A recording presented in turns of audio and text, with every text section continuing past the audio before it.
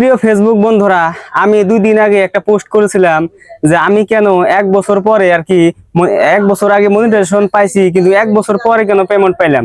তো এটার মূল উদ্দেশ্য হলো আমরা কিন্তু মানসম্মত কন্টেন্ট তৈরি করতে পারি না।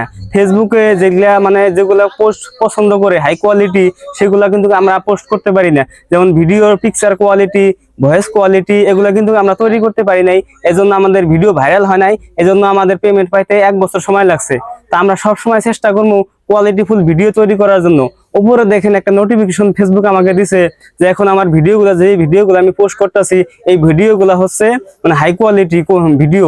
তার জন্য ফেসবুক বলছে যে আমরা আপনার ভিডিওগুলো আরো নতুন দর্শকের কাছে পাঠাবো। তাই আপনারা সবসময় চেষ্টা করবেন কোয়ালিটিফুল ভিডিও পোস্ট করার জন্য, কখনোই ফলোয়ারের পিছনে দৌড়াবেন না।